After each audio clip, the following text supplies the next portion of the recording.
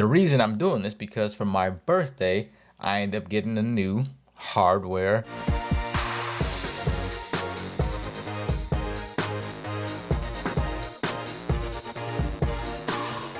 So welcome back to the Complex Entertainment Group. I'm discussing music, technology, business, and life. So today I'm going over the question of hardware versus software. And specifically in this case, I'm talking about synthesizers. The reason I'm doing this because for my birthday, I ended up getting the Roland MDC-1. This is like almost a 20-year-old hardware synth. A lot of the 90s like dance and R&B sound really pulls from like this module. So let's go through some of the sounds of this thing.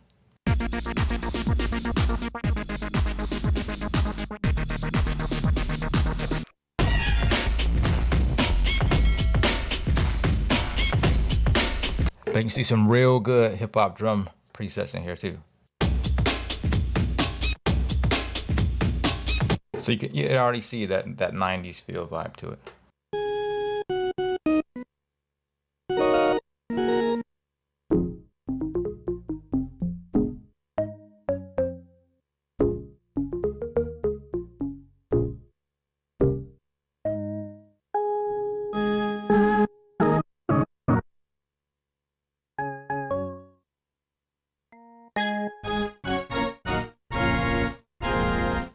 Before I go into the pros and cons of the hardware, let's start with the software pros. Software pros, right? It doesn't take up that much space. Like, it's just software loaded into my hard drive on my computer. So for example, like this, the micro Korg. Korg, you did a great job. With this, like, I'm loving, feeling the micro Korg. I don't have to have any space on my desk. I can use the full keys on it. So yeah, it depends on which one you choose. Another one I want to take a look at or pull up is also this software. In this case, huge pro. I can modulate the sounds from just clicking my mouse really quick, or I can automate these in my DAW or Reaper in this case, and just easily kind of like program stuff in to do whether I want to shape it differently, or the presence of the tone, the attack, decay, and other effects that you can do with this. Like, if you're all in the box mouse click, no problem. You can have a bunch of synths loaded up on your hard drive. Also, pro for the software side, it's easy to expand. I can easily get more sounds on, let's say like Omnisphere. Again, if you have a pretty good software instrument, from just an update from the software company. I can get more sounds in here, like when I update or keyscape is in Omnisphere, and then they just came out with that update to additional keyscape sounds, more robes and like that. So the expandability software wise, so much simpler than hardware wise.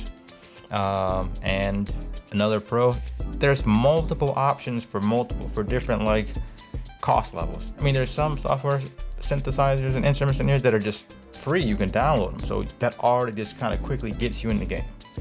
If you're looking for sounds and quickly trying to get started up, you got a computer, you're ready to go. So those are my pros for software. Now let's get back into the hardware side of things. Pros for hardware. You buy, you outright own it. There's no subscription on this unless, I've purchased it on like a payment plan or something. But once the thing is paid off, it's paid off. I don't have to keep worrying about every month that, I have to lease the sounds out of it. I'm good to go. The other pro, it's completely outside of my computer. So I don't have to worry about, my OS or operating system has done an update. Is my hardware now compatible with it? There's no drivers for this, so it's not dependent on if I've made an update on my computer or not, and that's not gonna like stop my module or sound hardware analog synth from not working. The texture of the sounds, yes. Now notice with hardware there is some just analog distortion to the sound sometimes. Like even as I'm turning this up, you'll start to hear some distortion, but we like that distortion in our analog gear. It kind of helps give color to the sound, thing like that. Yeah, I am talking a little bit fast right now, but this is exciting stuff to me. I do enjoy. And another thing I like about the hardware version of things is the hands-on, you know, just changing of the sound. Like I have this mapped out so that my keyboard down here, my rolling keyboard, can easily change the patches, as you can see, or maybe you can't. Again, some of the older keyboard things that I used, I really started to, you know, learn attack, decay, sustain, release, and like that from just turning those knobs back in the day. So I just appreciate that. Let's say that.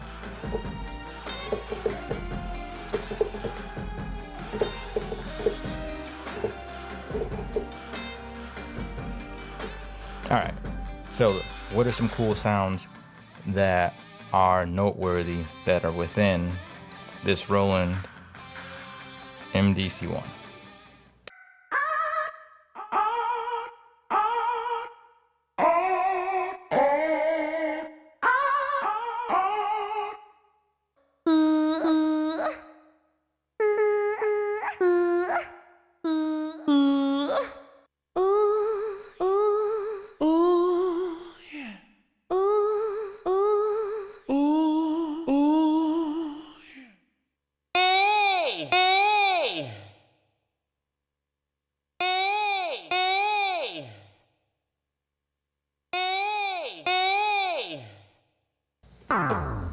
Like how many times you heard that glide in like some funk song or old classic R&B glide?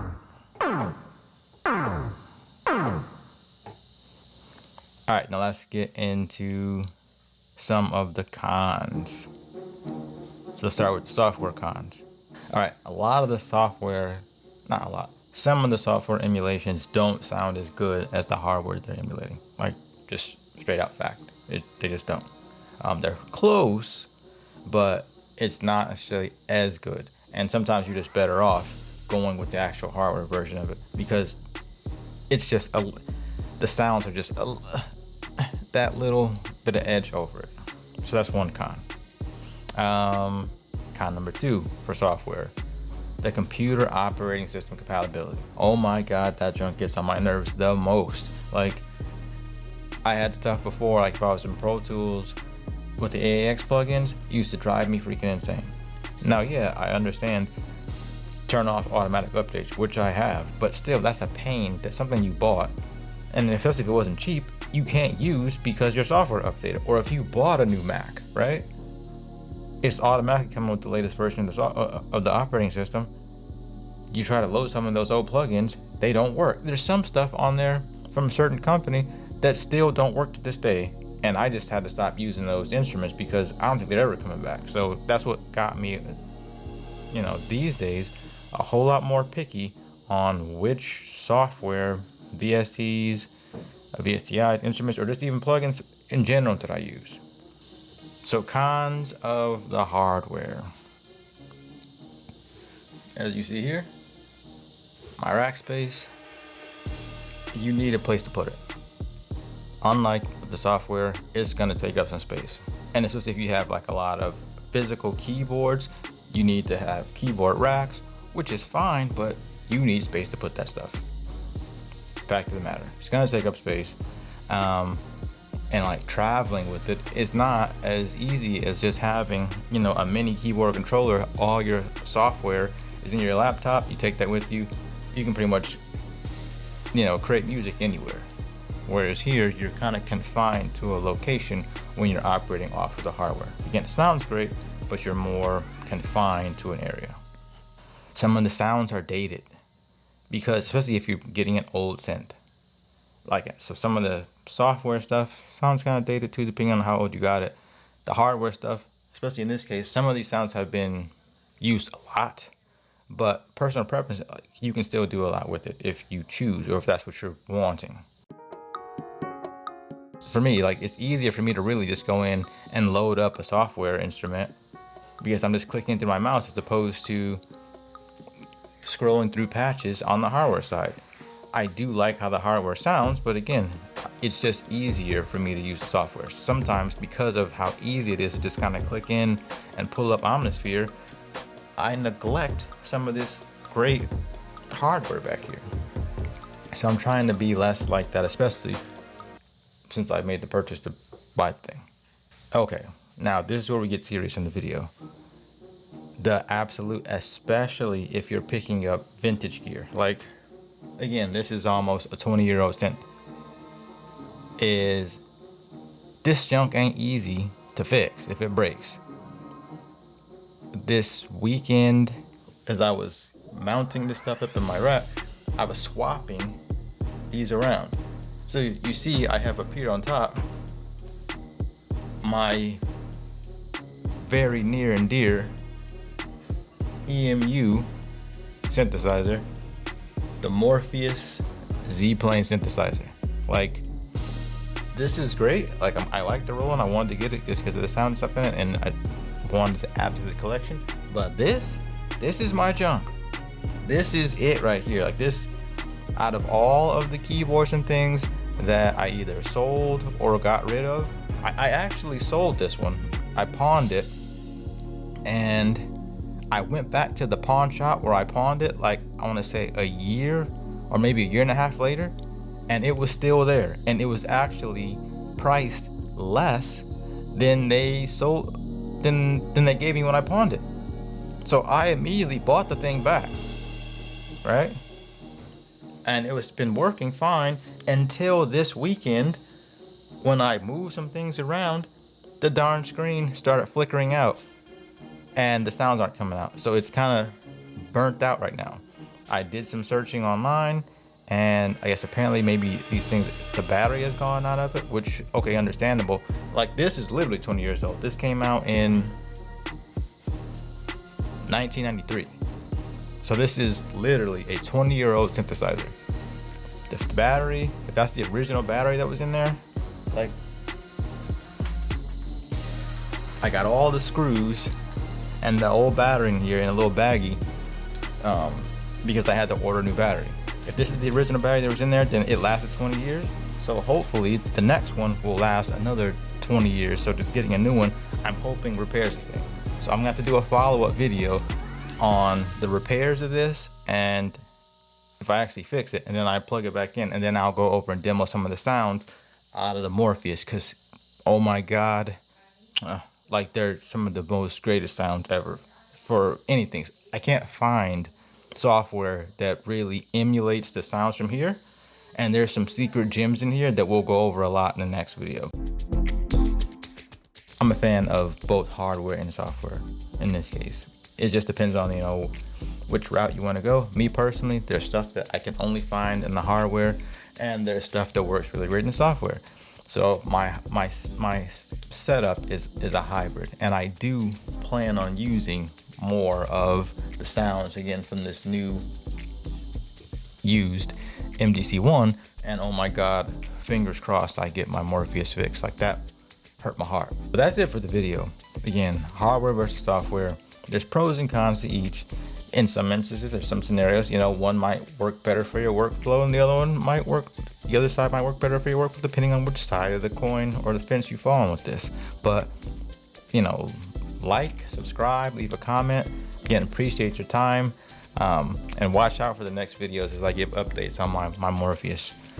Pray for me all that I get this fixed, that it's not trash, because I gotta get this thing fixed. But that's the side point. Check you out in the next one. Until next time, peace. Complex.